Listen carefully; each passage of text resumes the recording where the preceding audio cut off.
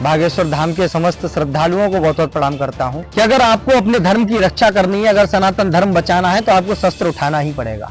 इसमें कोई दिक्कत क्या है? इसमें अपने सनातन धर्म के प्रति कट्टर होना अगर पाप होता है, मुझे लगता है ये पाप हर व्यक्ति को करना चाहिए। चैटिंग, सेटिंग, डेटिंग, इन 3 चीजों में युवा उलझा हुआ है। मैं सभी युवा साथियों से मंचों पर भी कहता रहता हूं कि षड्यंत्री सम्मोहन से आजाद रहो तो अच्छा है।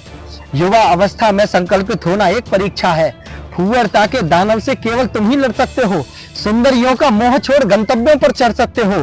तुम चाहो तो जीवन में आयाम नया गढ़ सकते हो। तुम चाहो शेखर सुभाष सुखदेव भगत पढ़ सकते हो। लेकिन उसके बावजूद भी ऐसे संत पुरुष जब निकल करके आते हैं तो निश्चित रूप से आंदोलन उग्र बनेगा, सब लोग जागेंगे, हिंदू राष्ट्र बनेगा ये देश। परम पूज्य पंडित धीरेन्द्र कृष्ण शास्त्री जी कवियों का सर्वाधिक सम्मान करते हैं। श्रद्धेय दादा श्री प्रकाश पटेरिया जी का, उनका विशेष आशीर्वाद, उनकी विशेष कृपा रहती है मेरे ऊपर। जो कि धीरेन्द्र कृष्ण शास्त्री जी हैं, वह आपको मानते बहुत हैं। इसकी क्या वजह है कि उनका इतना भरोसा कैसे जीता आपने? सम्मान, वो अधिकार, वो सिर्फ मेरे ऊपर सौंपा जाता है और इतने कमजोर कंधों पर इतना बड़ा दायित्व सौंप दिया जाता है, ये मेरे लिए बहुत बड़ी बात है। नमस्कार, मैं राहुल जादौन और पब्लिक दर्पण न्यूज आपको हमेशा से ही लगातार बागेश्वर धाम से जुड़ी हुई तमाम खबरें बताता रहा है, दिखाता रहा है। हाल ही में हमने आपको धाम पर हुए गुरु पूर्णिमा महोत्सव के बारे में बहुत सारी जानकारी दी, गुरुजी के पुराने घर के बारे में भी बताया, साथ ही हमने आपको कवि सम्मेलन के बारे में बताया था। अब कवि सम्मेलन की बात हुई है तो हम आज आपको एक ऐसी शख्सियत से मिलवाना चाहते हैं, वह शख्स जिन्होंने बागेश्वर धाम के हर कवि सम्मेलन का संचालन किया है। आज हम आ पहुंचे हैं काका हाथरसी के शहर हाथरस में। वही हाथरस शहर जो कि हमेशा से साहित्य का केंद्र रहा है। इस शहर ने काका हाथरसी को हमें दिया, निर्भय हाथरसी को हमें दिया। इसके साथ ही आज की युवा पीढ़ी में एक ऐसे कवि हमारे साथ मौजूद हैं जो कि हाथरस से लेकर देश के तमाम शहरों में, तमाम राज्यों में हाथरस के साहित्य का झंडा बुलंद कर रहे हैं। हमारे साथ हैं राणा मुनि, जो कि बागेश्वर धाम के कवि सम्मेलन में आपने संचालन करते हुए देखे होंगे। आपका स्वागत है। बहुत धन्यवाद, बहुत आभार आपका। आज हम आपसे बात करेंगे कुछ धाम को लेकर। सबसे पहले शुरुआत करते हैं, आप बागेश्वर धाम पर कब से गए, कब से जुड़ा हुआ आपका धाम के साथ? देखिए, मैं लगातार ये अभी 7वां कवि सम्मेलन था। सबसे पहले तो आपका पब्लिक दर्पण न्यूज के सभी दर्शकों को बहुत बहुत प्रणाम करना चाहता हूँ। बागेश्वर धाम के समस्त श्रद्धालुओं को बहुत बहुत प्रणाम करता हूँ। चूंकि आपने ये सवाल पूछा है, मैं लगभग ये 7वां कवि सम्मेलन था, आप वहां पे थे भी जी। और ईश्वर की विशेष कृपा रही है मेरे ऊपर, क्योंकि लगातार इतने बड़े मंच का संचालन करना एक अपने आप में एक बहुत बड़ी उपलब्धि है मेरे लिए। मैं तो बहुत अपने आप को सौभाग्यशाली मानता हूं कि ऐसे बड़े मंच पर मुझे स्थान मिला और ये संभव हो पाया है। बुंदेलखंड के एक बहुत बड़े कवि है, महाकवि दादा श्री प्रकाश पटेरिया जी, ये उनके माध्यम से संभव हो पाता है क्योंकि वो इस कार्यक्रम के संयोजक रहते हैं। और जितने भी बागेश्वर धाम में कवि सम्मेलन होते हैं, और सिर्फ बागेश्वर धाम में ही नहीं, बागेश्वर धाम में ये 7वां कवि सम्मेलन था। जैसे 12 राजस्थान में कवि सम्मेलन था, गुरुजी की कथा थी तो हम वहां भी पहुंचे थे। इंदौर में कथा थी, हम वहां भी पहुंचे थे। तो लगातार महाराज जी कविताओं के बहुत बड़े प्रेमी है। और मुझे लगता है जिस तरीके से बुंदेलखंड की धरती में महाराज छत्रसाल महाकवि भूषण का सम्मान किया करते थे, वो ऐसी भूमि ही है। वहां साहित्यकारों का सम्मान इतना ज्यादा होता है क्योंकि वो भूमि जानती है कि हमें कवियों का सम्मान किस तरीके से करना है। महाराज छत्रसाल महाकवि भूषण की पालकी अपने कंधों पर उठाया करते थे। तो मुझे लगता है कवियों का सम्मान वर्तमान परिवेश में अगर सर्वाधिक कोई करता है तो बागेश्वर धाम सरकार के पीठाधीश्वर परम पूज्य पंडित धीरेन्द्र कृष्ण शास्त्री जी कवियों का सर्वाधिक सम्मान करते हैं। और आपको पता होगा, ये कवि सम्मेलन पूरे हिंदुस्तान का पहला ऐसा कवि सम्मेलन है जो 2:30 बजे शुरू हुआ था। बिल्कुल, रात में 2:30 बजे शुरू हुआ था। क्योंकि गुरुजी इतने बड़े कविता के शौकीन हैं, उन्होंने कहा नहीं, जब तक मैं ना आ जाऊं कविता नहीं शुरू होगी। और पूरा कवि सम्मेलन पूरे मनोभाव के साथ, पूरी तन्मयता के साथ महाराज जी सुनते हैं। एक एक कवि को किस तरीके से सम्मानित करना है गुरुजी बहुत अच्छे से जानते हैं और बहुत मनोभाव से कवियों को सुनते हैं। 2:30 बजे शुरू हुआ, उसके बावजूद भीड़ वहां पर पूरी बनी रही, लोग वहां से उठ के नहीं गए। बिल्कुल, ये भी बड़ी बात वहां पर देखी गई। ये महाराज जी के द्वारा ही रोपे गए संस्कार हैं। जब महाराज जी स्वयं वहां विराजमान हो तो मुझे लगता है कि पूरी जो उनके श्रद्धालु लोग हैं वो भी वहां रहेंगे। ये बिल्कुल कोई कहने की आवश्यकता नहीं कि कोई पब्लिक वहां से हिल भी जाए। महाराज जी के प्रति उनका आदर और सम्मान है। अच्छा, मंच पर हमने एक चीज भी देखी जो कि धीरेन्द्र कृष्ण शास्त्री जी हैं, वह आपको मानते बहुत हैं, बहुत प्रेम भाव करते हैं, बहुत सम्मान करते हैं। इसकी क्या वजह है कि उनका इतना भरोसा कैसे जीता आपने? देखिए, मैं जैसा कि बता चुका हूँ, ईश्वर की विशेष कृपा रही है मेरे ऊपर और मुझे लगता है ये उसी का प्रतिफल है। कुछ अच्छे कर्म किए होंगे और जैसा कि जो मैंने नाम बताया श्रद्धेय दादा श्री प्रकाश पटेरिया जी का, उनका विशेष आशीर्वाद, उनकी विशेष कृपा रहती है मेरे ऊपर। तो संयोजक वो स्वयं होते हैं, संचालन फिर हमें करना ही पड़ता है, उनका आदेश हमें मिलता है। और सबसे बड़ी बात यह है कि उस मंच पर देश के बहुत बड़े बड़े कवि गए हैं, जो पद्मश्री से सम्मानित हैं, जो यश भारती से सम्मानित हैं, वो कवि भी वहां गए हैं और देश के बड़े बड़े संचालक भी वहां पर गए हैं।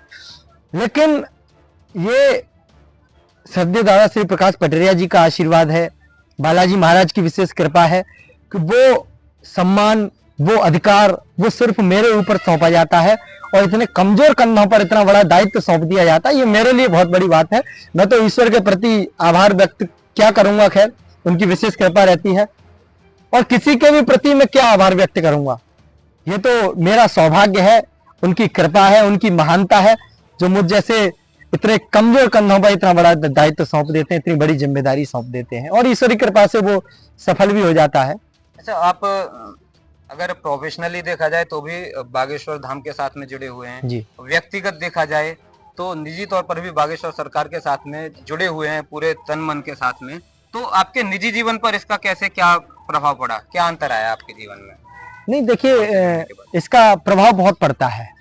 जब किसी को पता लगता है, हमारे रिश्तेदारों को पता लगे या हाथरस में ही तमाम लोग ऐसे हैं जिनको पता लगता है कि मैं बागेश्वर धाम में कवि सम्मेलन करके आया हूँ और वहाँ संचालन किया है, तो मेरे पास फोन आते हैं। और कार्यक्रम से पहले भी मैं जब पोस्टर डालता हूँ कार्यक्रम का सोशल मीडिया के माध्यम से, जब वो लोगों तक पहुंचता है तो लोग बड़े आश्चर्यचकित रह जाते हैं कि ये वहां कैसे पहुंच गया। और मेरे पास तमाम इतनी फोन कॉल्स आते हैं, मेरा आज भी आप व्हाट्सएप चेक करेंगे तो वो भरा हुआ है, भैया हमें भी गुरुजी से मिलवा दीजिए, भैया हमें भी अपने साथ ले चलिए। तो ये लोगों के प्रति उनकी आस्था है और उसी का ये कारण है कि लोग कुछ समझ लेते हैं कि यार ये पहुंच गया, ये बड़ी बात है इसके लिए। तो मेरे निजी जीवन में बहुत बड़ा प्रभाव पड़ता है, लोग प्रशंसा करते हैं, लोग तारीफ करते हैं कि यार ये वास्तव में बहुत बड़ा काम किया है तुमने।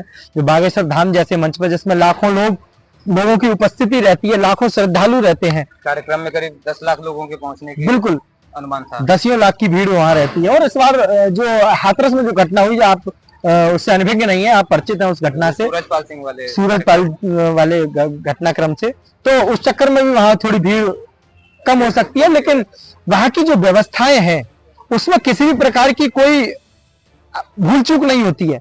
वहां व्यवस्थाएं ऐसी होती हैं, ये आज से नहीं बरसों से ये चलता आ रहा है। ये उनका जो कार्यक्रम है, दरबार है, कथाएं हैं उनकी, और उनकी कथाएं यहाँ कुछ नहीं, बिहार में आपने देखी होंगी। बिल्कुल, बिहार में कितनी भीड़ थी, सारे रिकॉर्ड तोड़ दिए थे सरकार खिलाफ होने के बावजूद। और सरकार खिलाफ थी, सरकार ने बिल्कुल बयान जारी कर दिया था कि कथा नहीं होगी, लेकिन उसके बावजूद भी इतनी भीड़ को मेंटेन करना और किसी भी प्रकार की अव्यवस्था ना फैलना, ये निश्चित रूप से ये बड़ी शक्ति है, बालाजी महाराज की शक्ति है, हनुमान बाबा की शक्ति है और उनकी कृपा है उनके ऊपर, जो किसी प्रकार की कोई वहां घटनाएं नहीं होती हैं। ये सारी व्यवस्थाओं के ऊपर निर्भर करता है। अच्छा, विरोध की जब बिहार की बात आई है, विरोध की बात आई है, तो बहुत सी जगह ये भी देखा गया है कि जैसे बहुत बड़े राजनीतिक लोग हैं, लोगों के बीच में उनका बहुत बड़ा ऑरा है, वो एक संत का विरोध करते हैं। धीरेन्द्र कृष्ण शास्त्री जो कि आज के समाज में युवाओं के लिए एक रोल मॉडल की तरह है, उनका बड़ा विरोध करते हुए देखे जाते हैं। महाराष्ट्र कांग्रेस अध्यक्ष नाना पटोले और बिहार के डिप्टी सीएम तेजस्वी यादव, उनके दूसरे भाई तेज प्रताप यादव, इधर असदुद्दीन ओवैसी, और उनके अलावा भी कई सारे इन नेताओं को बागेश्वर सरकार का विरोध करता हुआ देखा गया है। इसके ऊपर आप क्या कहेंगे? देखिए, मैं सिर्फ इतना कह सकता हूँ, बागेश्वर धाम सरकार के जो पीठाधीश्वर हैं बहुत ही विनम्र हैं, बहुत ही सहज हैं और इतनी प्रशंसा, इतनी फैन फॉलोइंग, इसको सहज पाना ये बहुत मुश्किल बात है। आदमी को प्रशंसा भी हजम नहीं होती, आदमी को फैन फॉलोइंग भी हजम नहीं होती, आदमी को तरक्की हजम नहीं होती, किसी को पैसा हजम नहीं होता। लेकिन महाराज श्री की ये विशेषता है, उनके अंदर इतनी महानता है, दयालुता है, करुणा भाव है, मनोभाव है और यही बात उनको बहुत बड़ा बनाती है। विरोधी लोग, जब हाथी चलता है, आपने वो कहावत सुनी होगी, हाथी चलता है गांव में तो तमाम कुत्ते पीछे पड़े रहते हैं, लेकिन वो इस बात को बड़े ही हंसी के साथ टाल देते हैं कि वो कह रहा होगा, कुछ भी कह रहा होगा। अगर वो इन बातों का जवाब देने लग गए तो मुझे लगता है जो सनातन की ध्वज लेकर के वो जो चल रहे हैं और सबसे अग्रणी भूमिका जिसमें वो निभा रहे हैं, मुझे लगता है वो पीछे रह जाएंगे उसमें। हम लोग धाम पर थे तो हमने लोगों से बात की इस बारे में, तो जब वहाँ पे बिहार के भी कुछ लोग थे, महाराष्ट्र के भी थे, कई जगह के थे, तो हमने विरोधियों के बारे में बात की, तो लोगों ने साफ शब्दों में कहा कि हम गुरुजी के साथ में इस तरह खड़े हैं कि अगर जरूरत पड़ी तो अपनी गर्दन कटा भी देंगे, जरूरत पड़ी तो सामने वाले की गर्दन काट भी देंगे। कुछ लोगों ने तो ये तक बोल दिया कि जो लोग विरोध करते हैं वह कहीं भी आकर 10 मिनट के लिए मिल जाएं, या तो वो गुरुजी के चरणों में आ जाएंगे या फिर। बिल्कुल नहीं, ये सही बात है। और हमने भी जब जब कभी सम्मेलन वहां पे किया है, हमने मंच के माध्यम से, माइक के माध्यम से हमने स्वयं कहा ये बात, तो महाराज श्री आप लगे रहिए, बस आपकी अश्वनी सेना पीछे लगी हुई है। हम जहां भी हमारी आवश्यकता पड़ेगी हम आपके साथ कंधे से कंधा मिलाकर आपके चरणों की सेवा करते हुए हम भी आपके साथ रहेंगे, आप बिल्कुल निश्चिंत रहिए। और जहां तक महाराज जी का प्रश्न है, महाराज श्री अपने स्तर पर लगे हुए हैं, अपने स्तर से बहुत अच्छा काम कर रहे हैं, सनातन धर्म को बहुत आगे तक ले जाने का काम कर रहे हैं, लोगों को जगाने का काम कर रहे हैं। वहीं कवि भी, जितने भी वाणी पुत्र हैं, मां बागेश्वरी के पुत्र हैं, कवि हैं, वो भी अपना बहुत बड़ा योगदान इस क्षेत्र में दे रहे हैं। चाहे आप, मैंने जो नाम बताया महाकवि दादा श्री प्रकाश पटेरिया जी का, उनकी बहुत बड़ी भूमिका रही है। चाहे राम जन्मभूमि आंदोलन को लेकर आप देखिए, उसमें उनकी बहुत बड़ी भूमिका रही, उस आंदोलन को उग्र बनाने में उनका बहुत बड़ा योगदान रहा है उस समय। और भी तमाम कवि ऐसे हुए हैं जिन्होंने अपना भरपूर योगदान निभाया है। ओमपाल सिंह निडर जी हैं, आपने वो कहावत सुनी होगी, सौगंध राम की खाते हम मंदिर वहीं बनाएंगे। तो ऐसे तमाम कवि ऐसे हुए हैं जो अपने अपने स्तर पर अपना योगदान दे रहे हैं। और वर्तमान परिवेश में भी सनातन धर्म के बहुत अच्छे अच्छे धुरंधर कवि हैं जो सनातन धर्म को जगाने का काम कर रहे हैं, अपने हिंदू राष्ट्र को जगाने का काम कर रहे हैं।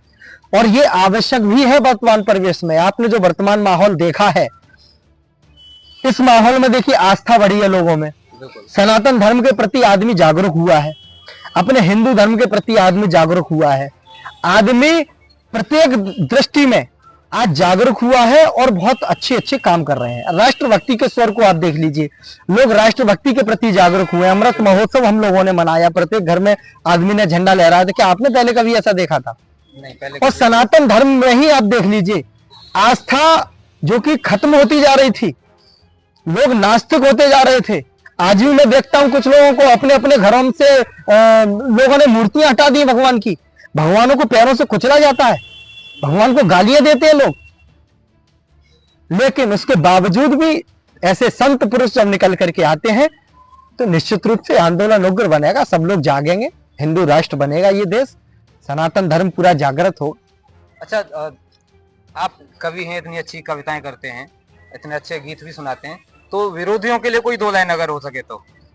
देखिए, विरोधियों के लिए सिर्फ इतना कहना चाहता हूं, क्योंकि भगवान श्री राम को भी काल्पनिक बताया जाता है देश में, तो जो लोग भगवान को नहीं चूक रहे वो हमें क्या चूकेंगे, वो सनातन धर्म को क्या चूकेंगे, जो भगवान को नहीं चूक रहे, और वो महाराज श्री को क्या चूकेंगे। तो मेरा सिर्फ इतना कहना है, हमारे पुरखे लिख करके गए थे, बिंदु महाराज देश के बहुत अच्छे कवि, भक्तिकालीन के बहुत अच्छे कवि हैं, उन्होंने लिखा था, द्रोही दीन क्रंदन के, साध सुर बंधन के, रूप छल छंदन के, रूपक प्रलाप के, शुभ कर्म नाशक, अधर्म के प्रकाशक, अधीन तन त्रासक, पथिक पथ पाप के, और बिंदु दुख दायक, उपद्रव सहायक, अनीत के विधायक, नायक दाप ताप के, और जोक के न जाप के, तिलक के न छाप के, न और के न आप के, न माई के न बाप के। ऐसे लोग सगे किनके होंगे? किसी के नहीं होंगे। लेकिन सिर्फ इतना कहना चाहता हूं, हम हैं सनातनी, निभाते हैं सदैव धर्म, वेद उपनिषद पढ़ाना जानते हैं हम, हमको जो अपना समझता है मानता है, चंद्रगुप्त सा उसे बढ़ाना जानते हैं हम, कौन पक्ष में हमारे कौन है विपक्ष दोनों, और दृष्टि अपनी गढ़ाना जानते हैं हम, और 3 दिन तक कोई बात मानता नहीं तो राम जैसा धनुष चढ़ाना जानते हैं। बहुत बढ़िया। हम सारे हथकंडे हैं सब कवियों के पास, एक हाथ में माला दूसरे में भाला रख सकते हैं, कोई दिक्कत नहीं। बिल्कुल, गुरुजी ने भी ये नारा दिया था जी जी, कि एक हाथ में माला होनी चाहिए तो दूसरे हाथ में भाला भी होना चाहिए। नहीं, ये आवश्यक भी है। देखिए, आप रामायण उठा के देख लीजिए, आप भागवत उठा के देख लीजिए, दोनों एक ही बात कहती हैं कि अगर आपको अपने धर्म की रक्षा करनी है, अगर सनातन धर्म बचाना है तो आपको शस्त्र उठाना ही पड़ेगा। इसमें कोई दिक्कत क्या है? इसमें अपने सनातन धर्म के प्रति कट्टर होना अगर पाप होता है, मुझे लगता है ये पाप हर व्यक्ति को करना चाहिए। हर भगवान के हाथ में शस्त्र है साथ बिल्कुल। शास्त्र भी मिलेंगे, शस्त्र भी मिलेंगे, क्योंकि दोनों की जरूरत है। बिल्कुल बिल्कुल। मानसिक रूप से भी मजबूत होने चाहिए और शारीरिक रूप से भी। देश की सीमा पर जितने भी जवान खड़े हैं, चाहे विदेशी ताकतें जब आक्रमण करती हैं, तो मुझे नहीं लगता कोई भी सैनिक हाथ जोड़ के खड़ा होता होगा या माला लेके खड़ा होता होगा कि आइए हम आपका स्वागत करते हैं, हमें क्षमा कर दीजिए। वहां शस्त्र की ही आवश्यकता पड़ती है। उनकी गोली का जवाब तोप से दिया बिल्कुल जाता है। बिल्कुल, ये देना भी पड़ेगा, आवश्यक भी है, शस्त्र उठाना बहुत आवश्यक है अब वर्तमान परिवेश में। बिल्कुल। अच्छा, एक चीज है, देखिए आप भी युवा हैं, गुरुजी भी युवा हैं, और गुरुजी के आसपास ज्यादातर लोग जो रहते हैं वो सभी युवा हैं। और आज के समय में देखा जाए तो युवाओं की एक बहुत बड़ी संख्या जो है वो जागरूक हुई है। जो युवा धर्म से विमुख होते जा रहे थे या दूसरे धर्मों की तरफ अट्रैक्ट होते जा रहे थे, वो वापस सनातन की तरफ मुड़े हैं। तो युवाओं के लिए क्या संदेश देना चाहेंगे आप? देखिए, अगर नहीं जुड़े युवा लोग तो आगे जुड़ जाएंगे, क्योंकि ये अग्नि अब प्रज्वलित हो गई है और इस अग्नि से आने वाली पीढ़ियां भी रोशन होंगी। ये सिर्फ एक अग्नि नहीं है, ये एक मशाल है, और ये जब जलेगी तो निश्चित रूप से आने वाली पीढ़ियों को भी रोशन करेगी। और युवा भाई इसलिए भी अभी सनातन धर्म के प्रति जागरूक नहीं हुए हैं, वैसे हो गए हैं, अधिकांशतः हो गए हैं, लेकिन जो लोग नहीं हुए हैं उनकी समस्या है मोबाइल, चैटिंग, सेटिंग, डेटिंग। इन 3 चीजों में युवा उलझा हुआ है।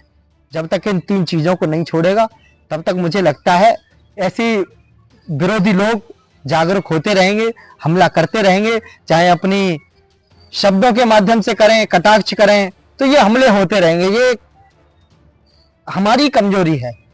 मैं सभी युवा साथियों से मंचों पर भी कहता रहता हूं कि षड्यंत्री सम्मोहन से आजाद रहो तो अच्छा है। युवा अवस्था में संकल्पित होना एक परीक्षा है। फूवरता के दानव से केवल तुम ही लड़ सकते हो। सुंदरियों का मोह छोड़ गंतव्यों पर चढ़ सकते हो। तुम चाहो तो जीवन में आयाम नया गढ़ सकते हो। तुम चाहो शेखर सुभाष सुखदेव भगत पढ़ सकते हो।